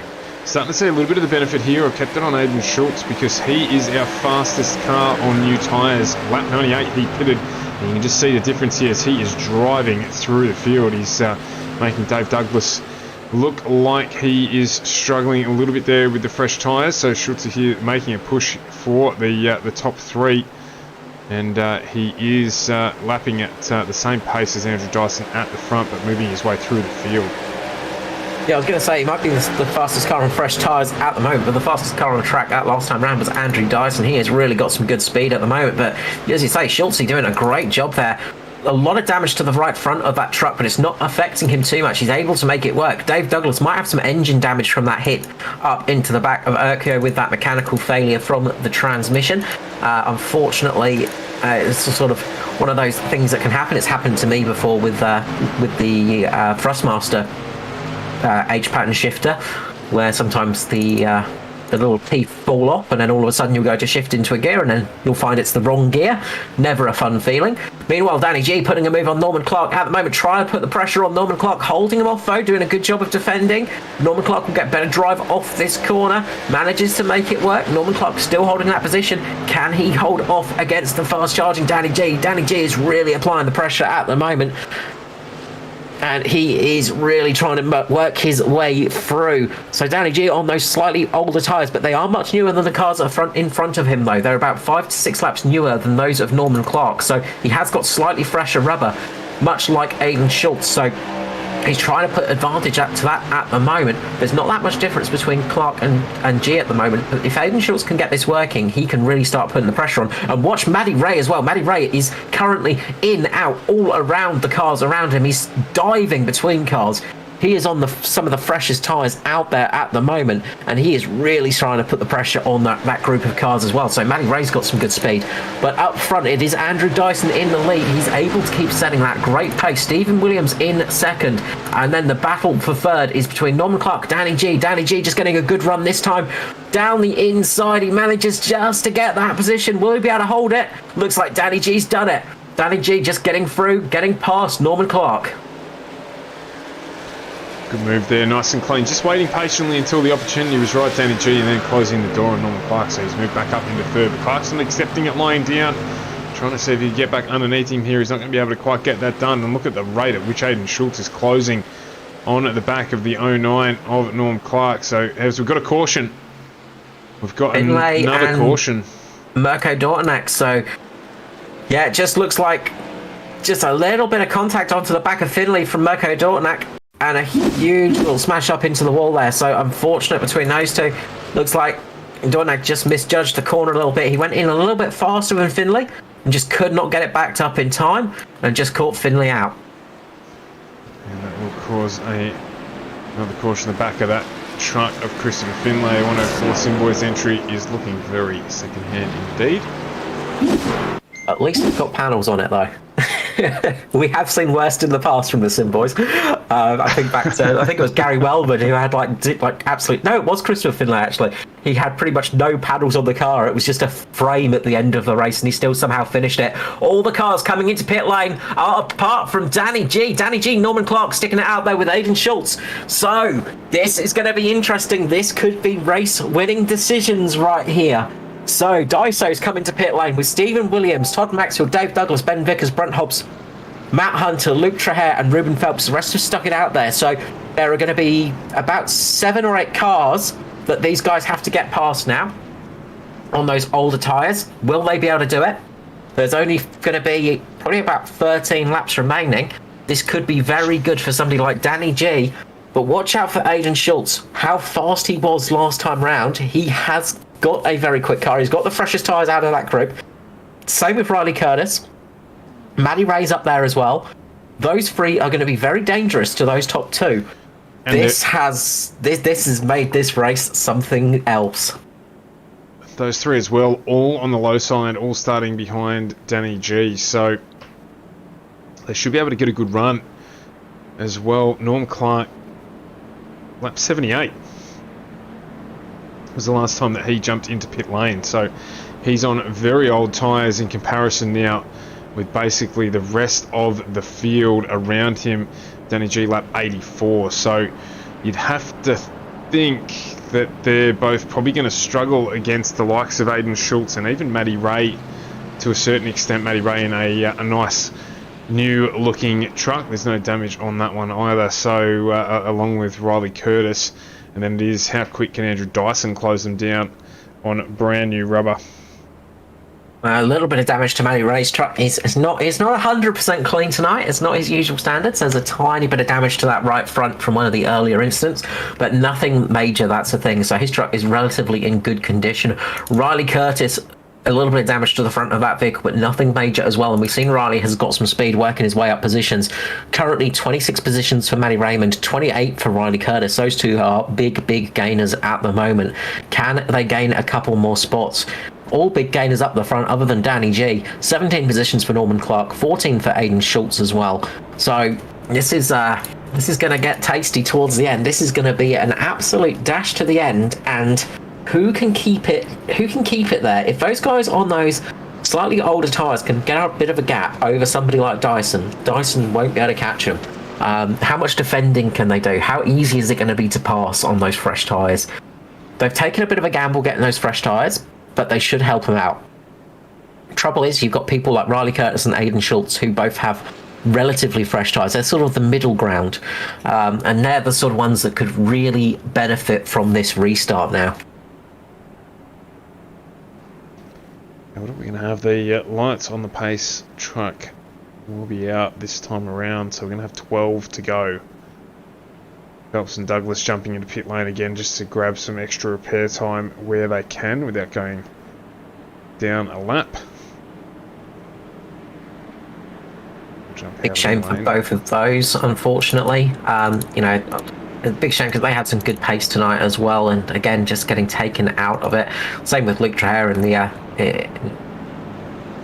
in the Nightcall racing car. You know, the back of it looks absolutely pristine, but the front not so much. That thing has barely got any front end left to it. So big shame for him because he was running up there, really having some good speed. Danny G is going to lead us away. The pace truck is going to peel into the pit lane here at Iowa for the truck series as it gets around to the final corners here on FGM eCast, and this is going to be fascinating. Who is going to take this one out? We don't know. It's going to be a 12-lap shootout. If we go green from here, I've got to say Daiso's probably going to be looking good, but watch out for Schultz. If Schultz can build up a bit of a gap, he could be in for a good position. Can Danny G defend? Could Norman Clark get the restart of a lifetime? We'll find out. Pace truck is in and we are green here at Iowa. Danny G gets a nice restart there. Same for Aiden Schultz. Norman Clark just a little bit slower there. Can't quite make it away. Aiden Schultz is going to get that inside line. He's going to get that position straight away. Schultz up into second. See there at the back, Matty Raymond's going to make the move as well. Matty Raymond down on the inside, going to try and get past Norman Clark as quick as possible. He knows he needs to make that move as quick. There's a little bit of contact. Norman Clark just gets touched by Raymond in the back. No major harm though as Clark keeps that truck on the track. Matty Ray goes down to the inside to defend against the fast charging Andrew Dyson. Dyson makes the inside. He's going to make that line work on those fresh tyres. Dyson, the last of the late lifters there, making it move. He's already up into third position. Dyson on an absolute charge now. Absolutely, Matty Ray got up into Riley Curtis there. Caution flag is out. This is not what Daiso will have wanted. Looks like Dave Douglas may be in this one, unfortunately. Igor Burkic, I believe. Yeah, so Igor's got loose on the exit of the corner and gone down into Dave Douglas, unfortunately. And that has taken Dave out of the equation there. A little bit more damage to the front of that truck. Not huge, but that's not going to help him out at all. No good. No good at all. Another caution period. This is unusual. I haven't seen this many in a while. Like sixth caution of the night, but they've all been relatively close together as well. It's been one of those sort of nights where it's been cautions breeding the old cautions, and we've had some good long green periods. Schultzy there just trying to lure a few people into pit lane if he could. Nobody taking the bait though. I've got to say it's looking good for Dyson at the moment. Andrew Dyson is looking pretty darn good at the moment in fourth position. He is going to have some great tyres on that restart. He is going to be able to make the most of that one. Watch out for Daiso. Danny G has got the leader of this race. A couple more cautions. Could be exactly what he needs. He's on some very old tyres though. Aiden Schultz is going to be on the fresher tyres on the inside line. Sorry, on the high line. Will he be able to make it work? Will Aiden Schultz be able to make something magical happen tonight? He is up there fighting for the positions. Nice to see him up in the top three. He's currently in second place. Norman Clark in third as well. So he managed to defend that third place as the caution came out. So he's still in third position. But Andrew Dyson is the big one to worry about on those very fresh tyres. Scott Griffiths as well up in a fifth position. A fantastic job from him. Working his way up to that position. Nice work from Scotty Griffiths. Good to see him getting up into that position with the Synergy Sim Racing crew. Yeah, absolutely.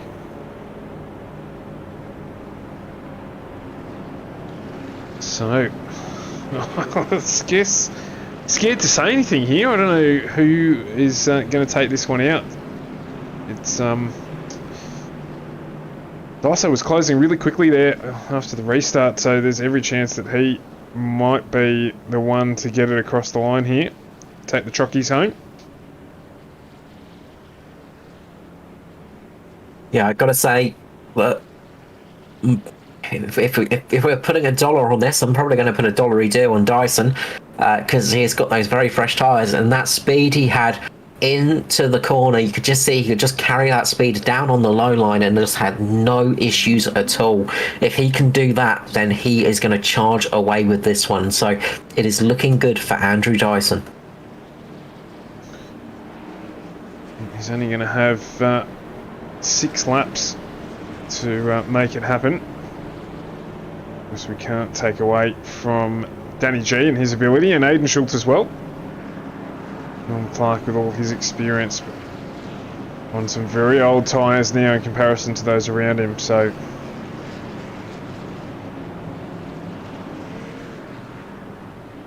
it is going to be one heck of a run to the finish line. Yeah, this is going to be it's going to be one of those finishes. I think it's going to be a bit of a standing finish, and I've got the feeling we're going to be in for something special here. But I got to say, Daiso is looking good. Bit of a top of the lungs type thing.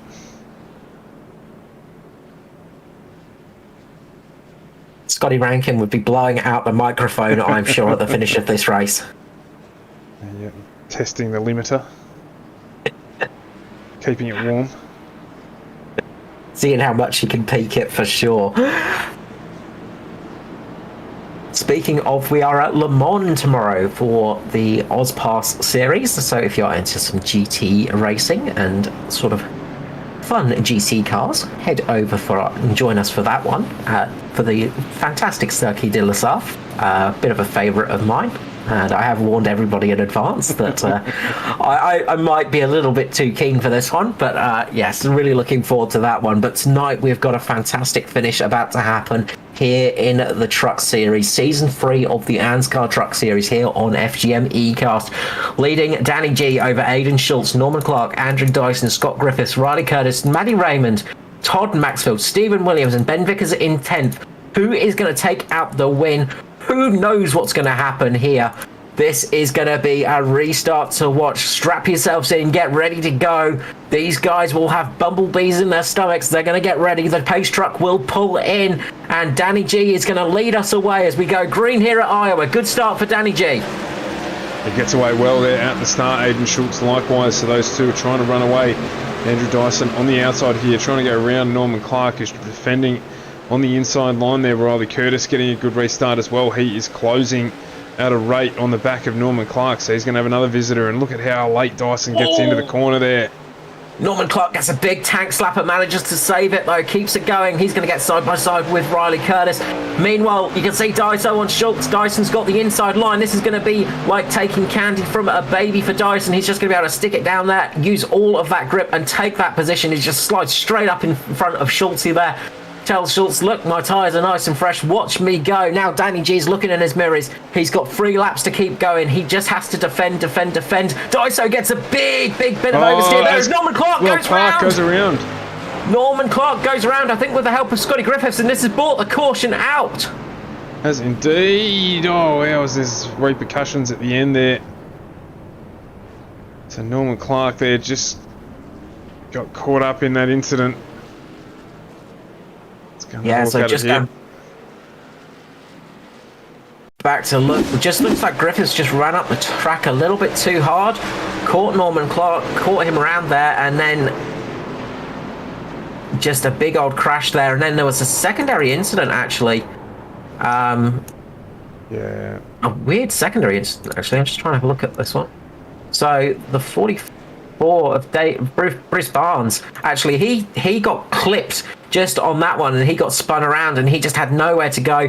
He held the brakes, did the right thing, but unfortunately he got just tagged somebody else and just got caught. So yeah, that was a big incident there. That's going to give Danny G a slight sigh of relief for a moment, but he's now got a fast charging Andrew Dyson on his tail again for the green-white checker.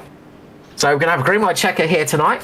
So if you're new to NASCAR racing, if you're new to oval racing, green-white checker effectively means it's going to go green, and then it will be the white flag and then the checkered flag. So we've sort of got a couple of laps to go. So the last little dash right here, the last hurrah.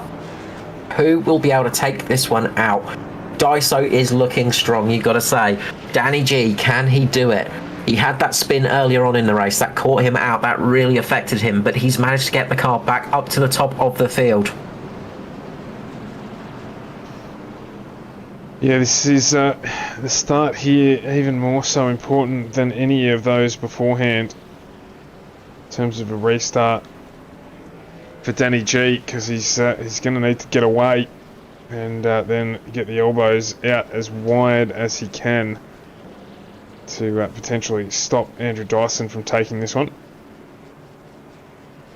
Yeah, he's going to really need this to sort of... He's going to need something to happen for this one to work, I think. Meanwhile, Brent Hobbs has actually had his engine go on him, so Brent Hobbs, unfortunately, is out of this race, so that's his night over and done with. He was up there in 12th position, really good, strong run for him, but unfortunately the damage has built up and his engine just let go of itself. It just decided, nope, no more for tonight. So Brent Hobbs is out, unfortunately. Nearly made it to the end, but that engine just letting itself go. Meanwhile, Pace Truck lights have still on, so we've still got a couple more laps to go. Danny G is just going to be sitting here going, oh, what am I going to do? How am I going to defend against Daiso right now? What can I even do in this situation? Yeah, I don't know. Riley Curtis was really quick on the restart there as well, so kind of got my eye on him and Andrew Dyson making a move around the outside here, potentially showing up for a 1-2 if they can get the jump with Danny G. I think that might be where we're headed here, but can't rule out Aiden Schultz. His tyre's still newer. Danny G, and I think this unfortunately kills his race for him unless he gets that good race start, unless he can defend it. So let's see what happens. Just a few short moments. The lights will go out this time around, or after this lap, which was just started. So one more lap and then the green-white checker. Danny G desperately needs Aiden Schultz to start battling it out with Andrew Dyson. If Aiden Schultz can get a good jump on Daiso and actually start battling, it could be what Danny G needs to actually run away with this one and get a chance to get that victory. So it's one of those situations where you're just going to be thinking, what can I do? What can I do here? What can I do? There is going to be a tricky one. It's going to be a standing finish. As I said, this one is going to get close at the end, and it is very close indeed. Danny G, he's just sitting there, just going, oh, maybe if we just finished under caution, it would be fine. I wouldn't mind it. I don't mind. I'm sure he wouldn't mind too much if that was it. If we just said, nope, race is over. But these guys, they all want to race. They all want to have a good one.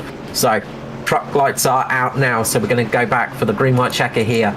Danny G in the lead. So he's gonna try his best to get this one. Will he be able to make it work? Daiso on the outside. He took that massive gamble for those fresh tyres. We were speaking about it thinking, oh, is that the right choice? And he has made it work to the best of his advantage. Aiden Schultz up there in third position, not always had the best luck, quite a bit of damage on the right front of that truck, but definitely got the speed. Riley Curtis coming from the back, working his way through the field and making his way up into the top 5. Fantastic job. Todd Maxfield, not seen him for a while. Good to see Toddy out there, but a lot of damage to the front of that truck. He's going to be struggling away. Matty Ray as well, watch out for him. He's going to have some good speed. And keep an eye for Stevie Williams in the background as well. Imagine he's going to have a good restart. He could be a challenger for the top 3. Around we come. Danny G drops the loud pedal, gets away nicely. Danny G does get a good restart here. But Daiso has just got that little bit more grip on those tyres. You can see Aiden Schultz is making the move. Schultz is getting down underneath Dyson at the moment. He's trying to make it stick. Will he get there? Will he get there? He can't quite make it work. Daiso makes it there. Dyson keeps P2. But Schultz is attacking, and that's exactly what Danny G needs. But Dyson is going to get such better traction off this corner. It's going to be tight. Schultz just loses the rear end. He manages to keep it. White flag is out. Danny G just has to defend for a lap. Riley Curtis getting down on the inside of Aiden Schultz right now. It's a battle for P3, but Dyson is going to come charging through. Daiso is using those tyres to his advantage. A great bit of speed on him. Danny G desperately trying to keep that inside line, to keep the power down. He can't do it. Dyson has got the outside. He just needs to make it across the line. Hits the wall, but makes it. The extra adhesion on the tyres makes it across. Andrew Dyson takes the win by 0.057 over Danny G.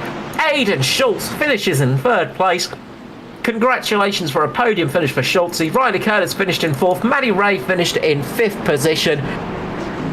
Oh, that was one heck of a finish. And a big call out to Riley Curtis, 29 positions gained. He was challenging Schultz there as well, so a very, very close finish. Good driving from everyone on the restart, but it was Andrew Dyson. Even with that, just a little touch on the wall there on that last corner, still able to get the better of Danny G with those fresher tyres. Good drive from Danny G as well on tyres that old in comparison to those around him. So we'll get a little bit of a slideshow here from Dyson at the end of the race. So well-deserved victory there. He'll be happy with that one. It's hard fought. Was indeed. Look, if Dyson had touched that wall a little bit harder, that would have been it and given Danny G that win. That's how close it was. He just barely made it across there. That was absolutely nothing between those two. Just the sort of distance in measurements wise is the front of the truck, the engine bay. So that's how close it was for that finish. As Daiso just gives it a little bump there, just boops a snoot on the infield there. But he is going to be celebrating a well-deserved victory. Indeed, he is. So let's just quickly have a run through there of the top 20. So it was Andrew Dyson with the bumper win over Danny G. Aiden Schultz in third position, followed by Riley Curtis and Matty Raymond, fourth and fifth. Steve Williams, Ben Vickers in P7. He'll be happy with that in the 77. Dave Douglas, after all that damage and what have you, ended up finishing in P8 with Mirko Dortnak in 9 and Luke Trahere rounding out the top 10. And it was Todd Maxfield in 11. With Matt Hunter and Norm Clark. After running very deep, Norm, on those old tyres, he did end up jumping into pit lane, but a little bit too late. Ruben Phelps in 14th, Scotty Griffiths 15th, Bruce Barnes in 16th, Tristan Cock in 17th, with Christopher Finlay 18th, Daniel Weaver in 19th, and Mick Taylor rounding out our top 20 runners here tonight. Yeah, fantastic job from all the drivers out there. You know, a few cautions towards the end and a few cautions breeding cautions, but that was an absolute standing finish, and but can't get much closer than that. So we will start with some interviews, and it's been a long time since we've had this man in the booth. We're going to start off with the third place man, Mr. Aiden Schultz. Welcome back to the booth. It's great to see you, and congratulations on that P3 finish. Yeah, good evening, gentlemen. Good to be back. It was definitely one that was not expected considering the pace in practice and my not so nice love of Iowa Speedway. So very unexpected, but interesting race, that's for sure. It's always the unexpected ones that catch you out and you end up doing well in, isn't it, really? Yeah, sometimes that's the overthinking part. Don't overthink it. They're very long races. Probably changed my mindset in the last couple of weeks. That's helped with a couple of good results elsewhere, which weren't broadcast, unfortunately, which is usually the way. I go well when they're not broadcast, but happy with a P3 tonight. It was an interesting finish at the end there. Riley was definitely pushing really hard for P3. I know Daiso had a little bit better tyres than me and Danny G, so he was always going to be pushing for the win, but happy with P3 nonetheless after the first two rounds. Yeah, I was going to say, you were running really well before couple of cautions towards the end. You had some really good pace there as well. Do you feel like those last couple of cautions hurt you a little bit, or do you feel like they aided in your P3 finish? That's a really good question. Probably damned if you do, damned if you don't in that situation. I found my truck pace was only around about the mid-teens, 15, 16 for half the race. I hit the wall a couple of times on the outside of 2 or 4 there, I can't remember. Which didn't help. I had to take some damage, and then I think we nearly went 80 laps before a caution came out. So that was really good, and that's when good by all drivers. But that's when I came in and took a bit of repairs, and I took the opportunity to keep coming through pit lane. But yeah, short answer to your question, even though I've dragged that on a bit, damned if you do, damned if you don't. It was all about track position for me, mate. No, congratulations. It's great to see you back up here. And as you said, usually it's not broadcast when you do well. That's usually how we have it. But for once, we're actually broadcasting, and you got the top 3, which is perfect because that gives you a chance to give a shout out to people. Yeah, most definitely. Obviously, yourself and Stuart from FGM eCast for putting on the broadcast. Good to see you all move there, Stuart, and got everything sorted. So, yeah, those guys, or you guys rather, Aussie Esports, Ruben Phelps, we don't quite have our truck paint finalised yet, but it's going to be nothing new. It's very similar to our Cup and Xfinity that you can see. So hopefully we can roll that out next week. Ruben, and also Tristan Koch has been in the chat with us a little bit lately, just running in and having a chat. So thank you for him to keeping us company as well. And happy to get a P3. And also congratulations to Danny G and Andrew Dyson on 1 and 2, mate. All guys, great drive. Congratulations, and pleasure to have you in the booth. I'm hoping we'll get you back up here before the end of the year. It's good to see there were no black cats out there tonight and things went well. Yeah, no black cats tonight, but I'll be the first to say I'll probably create my own. So happy to not have any of those tonight, but have a good call for the rest of it, guys, and hopefully we see you next week. Thanks so much, Aiden Schultz there, third position. Next up, we'll head to Danny G. Danny G, congratulations on that P2 finish. Yeah, cheers, fellas. Thanks. You must have been thinking, oh, my race is over, everything's gone wrong when you spun it across the tri-oval. I figured we'd get a yellow flag and I could catch back up. But yeah, I didn't think I'd get back into the position I was in, and I honestly didn't deserve it to be up there. It's unfortunate I couldn't get it done at the end. Well, you say you didn't deserve it. You had some really good pace all night. For that first sector, you were running sort of in P3 most of that time as well. You definitely had some good pace there and good qualifying pace as well up into fourth position. So, you definitely had it up there. But just at the end there, just looked like you just needed just an extra couple of meters on that truck. How hard was it to defend against Daiso there on that last lap? Yeah, well, I knew it was going to be coming hard on the outside, so I tried to take the inside turn 1 and 2, and I took it way too narrow, I think, on entry, and I almost got no mid-corner speed to get off the throttle completely, so I knew I was in trouble down the backstretch. I think I did the same into turn 3, and I just thought if I could just get to the throttle, and I honestly thought he had me beat probably on the entry of turn 4, and then as we got sort of up out of turn 4 onto the front stretch, so we started sliding up, and I thought I was going to get into him. And then for a second there, it looked like on my screen that he'd hit the wall and slowed down, and I thought I'd had it won. And then all of a sudden, the truck just launched 5 meters ahead, like in a second, in an instant, and that was over. He did tap the wall, and it did make it a little bit harder for himself, but just didn't quite lose enough pace to get it to you. It was very close, though. It looked very good on the old feed. Yeah, that's good then. Yeah, no, I'm not disappointed. I've been, 35 laps, older tyres or whatever. So no, put up a good fight. It's good. No, it's good to have you back up here, of course, and good to always get you up on the broadcast, of course, one of the officials of ANZCAR as well, so putting in all the hard work to make sure everybody can go racing. One thing I've got to say, though, obviously not the night for the team that you would have wanted, though. No, we look good at the start. I think we were top 4.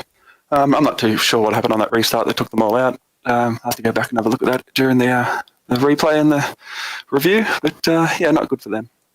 No, hopefully title turn and luck will get a bit better, and hopefully things will start coming the Mitch Motorsport way again, because you guys definitely have the pace and the ability. We know that for sure.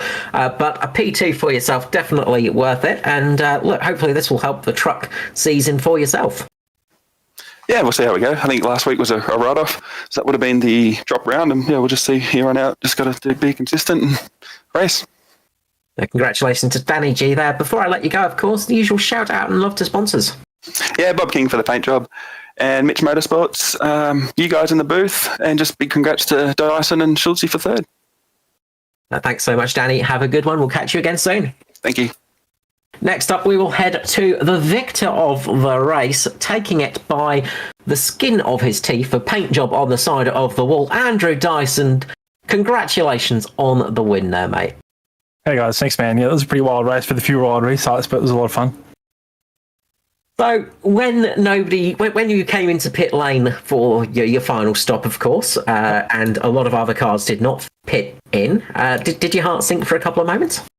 Not really. I mean, I had Steve in my ear telling me there's a lot of cars behind us that were also pitting, and as we came out, he kind of reassured me it was going to be all right. We came out and there was only probably 7 or 8 cars ahead of me, and so I thought that wasn't too bad, but I was kind of surprised a lot of cars didn't box, to be honest, but it's one of those ones, it's such a hard call to make, particularly with how good the tyres were. Off those greens were, those yellow cautions were super long, so the tyres were actually hanging on pretty well.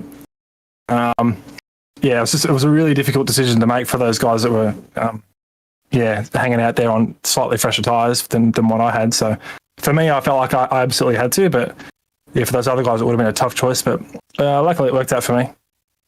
My question is, did you have some fun racing your way through the field? Because you made some absolute stunning moves on your way up there between those cautions. Well, yeah, my expectation was that there was going to be more and more caution, so I had to try kind of lob it to get the nose ahead of some people and hope that I was still kind of just ahead when the yellows were thrown. So there was some pretty ballsy stuff going on, not just from me, but a few other guys out there as well on some of those restarts, and it was really good stuff. So pat on the back to all the boys at the front there, or towards the front of the field anyway, on a few of those restarts. It was awesome racing. They all done a really good job to basically go balls to the wall and not wreck. So it was really good stuff. No, it was a great job from yourself. We saw some really good racing earlier on as well. You started down in sixth, I think it was, and some really close racing earlier on in the race as well. So it looked like it was pretty fun out there. Oh, yeah, there was some really good racing at the start of the race, I think, with Luke and Josh. There might have been a couple other guys as well. And even Norman, he was having a red hot go tonight, so that was awesome to see. Towards the end of the race, yeah, it was good stuff. No, congratulations on the win. It's another one for DPR, of course. You guys have been on a bit of a streak recently. Yeah, I guess so. Well, we've had our bad luck too, just like some of the guys had tonight.